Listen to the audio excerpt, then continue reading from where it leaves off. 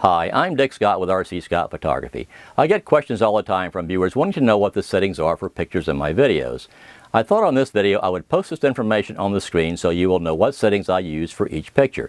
This does distract from the picture somewhat, but I think it is important for new photographers to understand how a picture was taken. It may help them take better photographs, and that is why I make these videos.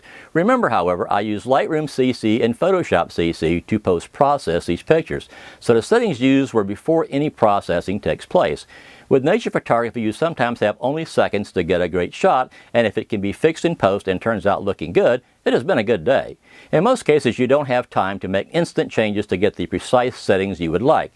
If you try, you generally miss the shot. For this reason, many photographs need processing to reach their full potential. Let me show you the rig that I use to go out and shoot nature and wildlife photography.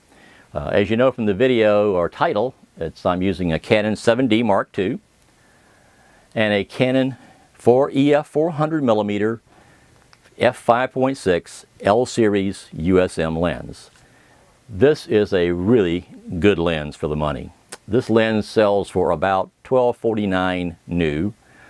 You can pick them up used on a regular basis for about $700 to $800, and that is a really good deal for a lens that is this sharp. This lens only has two drawbacks as far as I'm concerned, and one of those is true of any prime lens, and that being it's 400 millimeters. That means it's 400 millimeters all the time. There is no zoom, so if you want to zoom in on something or zoom out on something, you have to either go forward or go backwards because you are the zoom. I don't find that to be too much of a problem. Obviously, sometimes it is if something all of a sudden kind of flies in and you want to take a picture of it, and it's a fairly good-sized bird like a wading bird we have here in Florida, great blue heron or something, and you end up with a tight shot of their head, and you couldn't begin to get the whole bird in the picture.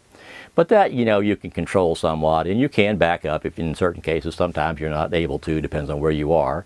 The other thing with this lens is it does not have image stabilization.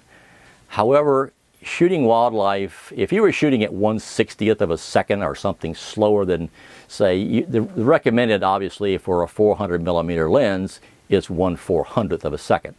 It's pretty much the millimeters, if it's 400 millimeters, it's 1/400th. If it's 500, it's 1/500th, etc. So really, I shoot pretty much a minimum of 1/1000th. I shoot 1/1250th, I shoot 1/1600th, and if at all possible, I shoot 1/2500th. You can't do that all the time. It depends on the light, but if you have good light, you can get away with that. I shoot as fast as I possibly can. For that reason, you can pick up flying birds or birds that move fairly quickly and still be able to stop the action. Once in a while, obviously, unless you're really shooting a very high shutter speed, and then sometimes even then, if it's a bird that flaps its wings very fast, you may still get a little wingtip blur. But that really doesn't look bad as long as the main part of the bird or the object, it could be an animal or anything else, is in focus. So I don't worry too much about that. The rest of this rig is, for the flash, I'm using an RCSP7 flash bracket, and that is mounted to a Enduro GHB2 gimbal head. The gimbal head is mounted to a Enduro CT414 carbon fiber tripod. The flash bracket, the RCSP7, I actually manufacture and sell myself on my website. I looked around and tried to find something that would do what I wanted it to do. I really couldn't find anything for a reasonable price that wasn't hundreds of dollars. So I ended up just designing my own and making it. If you'll notice, on the side of most gimbal heads, there's a groove right on each side. It's really a dovetail. That dovetail is actually, without having that dovetail on both sides, this is actually an Arca Swiss plate. Just like the Arca Swiss plate I have right here underneath the lens that I mount to my lens, and then I mount the Arca Swiss plate to the gimbal head. So that's pretty much the same thing. So this really is, this piece here is really just part of a head that fits an Arca Swiss plate. So all you have to do with this thing is just loosen it slightly. It pulls right off, and then I pretty much keep all of this just like it is. I mean, when I first got this and started doing this, I used to take this thing apart every time I would go out And I was going in my car, so it wasn't like I had to pack it to travel on an airplane or go someplace like that. So I finally thought how silly that was, so I started after that just leaving it this way. So I pretty much take it off the camera. Of course, the cables have to come loose, but then I just throw it in the back of my car, and when I get where I'm going, I just put the camera on the head and the tripod, slip this back on there, tighten that, and you're done. You pretty much have it in. You got to connect the two cables, the control cable for the flash and also the mic cable, if you're using an external mic. On top of that, I have a Canon 430EX flash, and on the front of this, if you've done nature photography for a while and been out with other nature photographers, you've probably seen these before, but if you have not, this is a better beamer. And what this does, and I know it's hard to see in the video, but if you look at the front of this thing, it kind of looks like the old, like a 78 record kind. It has the grooves in it. It's actually circles with the grooves around them, and that actually is a Fresnel lens. If you've ever seen some of the larger studio fixtures and lights, they have that kind of a lens in the front of them, and what that does is it focuses the light to get the light to go further than the normal flash would actually take it. You normally will set this, even though this particular flash will go to like 105 millimeters, you really set this for 50 millimeters. And what that does is it gets the light to fill this entire Fresnel lens, and that's what they're trying to do. Then that in turn focuses the light straight ahead and allows it to go much further than it would if I just used the flash by itself. And obviously the reason you would do this, if you're not familiar with that, with shooting nature photography, is you need to get the flash. If the flash were mounted here, instead of up here, anytime you get an animal and shoot an animal, with a flash, you're going to get red eye, just like you will for a human being. And with a bird, you tend to get what I call steel eye. It more looks like a ball bearing, a steel ball bearing. It really is kind of a weird look. So you get that if you shoot into a bird's eye. So you kind of get the reflection back, and you cannot get rid of that, the steel eye effect, no matter what you do. You can't get it out like you do red eye. Red eye you can get out in post if you want to, and it does a pretty good job. But the steel eye effect you get with birds, you cannot get out. It's just there. Anyway, that's pretty much it. The other piece of this is I have a Rode video mic. It's not an expensive mic, but it does a pretty good job. So I use that for getting the background sounds if I'm doing some of my videos. So you want to hear the birds calling or making noise or whatever, that's what the mic is for. And of course it just plugs into the side of the 7D Mark II. I won't give you a lot of information about the camera. There are tons of videos out there that go over this camera. So it's suffice to say the great thing about this camera, and it's true of any crop sensor camera, it is a crop sensor camera, obviously. It's not a full frame camera. So if you're shooting with this camera and this lens really isn't 400 millimeters any longer. It's now 640 millimeters. It's 1.6 times the 400 to give you the actual focal length. And that is 640 with this particular lens. The other good thing about this camera is it does 10 frames per second. And that is very helpful if you're trying to shoot moving wildlife. A good example of that, if you're trying to shoot like a great blue heron or a tricolored heron, any of the wading birds that go after fish, if you try and time it to where when you click the shutter, you get the shot of that bird striking that fish, it is totally luck. You'll never do it 99% of the time. But if you put the camera in 10 frames per second, and then just before you think he's going to strike, you hit the button and he's striking after you hit the button, you're most likely going to get some shots that will surprise you. I have gotten some amazing shots with birds where their beak open and the fish is right in the middle, in midair between it as he's getting ready to go forward and swallow it. So it is a pretty cool effect, and it makes a nice picture. And that 10 frames a second, same thing with birds flying. If you how many times you go out and take a picture of a bird, if you take just one shot and he's flying, you got the wings in the wrong position. They're either covering his head so you can't see his eye or his head. And sometimes that's cool if it's a bigger bird like a big great blue heron or a great egret where you get their wings out and they kind of cover up and they just got their wings spread landing or something. That's a cool shot, but most of the time you want to be able to see the bird's eye and the bird's head.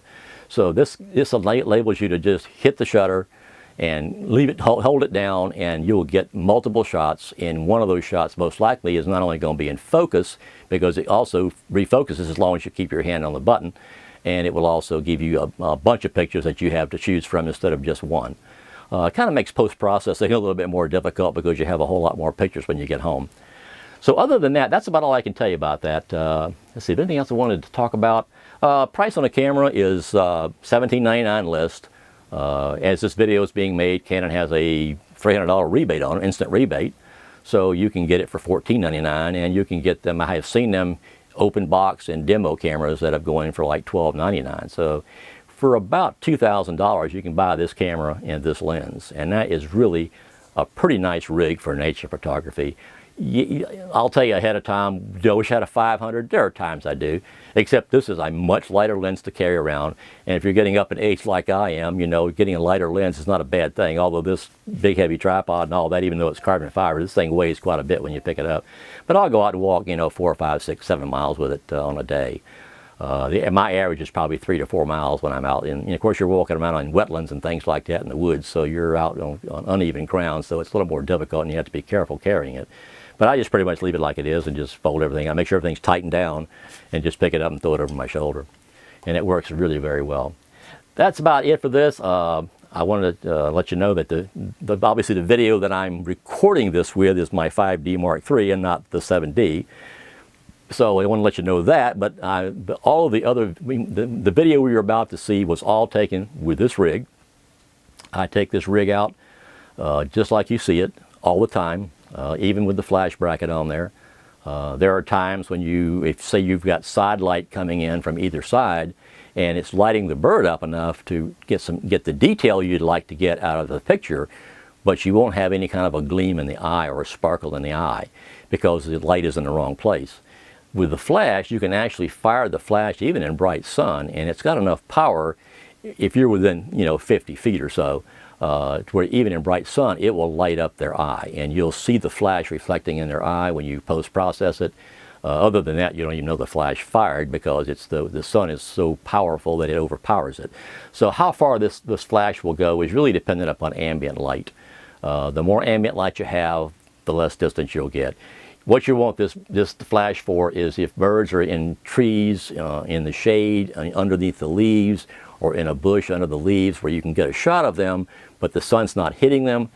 You have to have a flash if you really want to get a good picture. Sometimes you'll get light filtering through and you light up the bird a little bit, but most of the time it won't, and you rarely ever get a kind of a sparkle in a bird's eye if they're like that. You have to have the flash to do that. This flash really is effective from about 30, 40, 50 feet in normal conditions in shade. Now if you get out in the sun, it's not going to be as effective. The brighter it is, the less effective it is. But if you get out in the evening when the sun's going down and you see a bird that you'd like to get a picture of and there's not enough sunlight to do that, you can fire the flash, and if you get the settings right and learn what the settings are for it, so you don't burn it up and it doesn't look like it was taken with a flash that was way too hot, you can get some nice pictures even without the sun. So, and especially if you're on a cloudy day, things like that, where you can get, because you can really still put that sparkle in their eye with the flash, and it's not as noticeable that there's no sunlight, or that, it's a cloudy day. So anyway, the video you're about to see is all taken with this rig. If you like it, I would, please click the like button. If you don't like it, I'm kind of sorry I wasted your time, and I apologize. But that's just the way it goes sometimes. You do the best you can. If you would like to subscribe, I'm planning on making another video on how to use a flash bracket, basically featuring this particular bracket and the flash that I'm using along with a better beamer to kind of go over how you use that and what you need to do, and a couple of other videos that I have in mind. So if you'd like to see those and want to get noticed when they're put on YouTube, click the subscribe button. And other than that, I hope you enjoy the video, and I appreciate your time, and thank you for watching.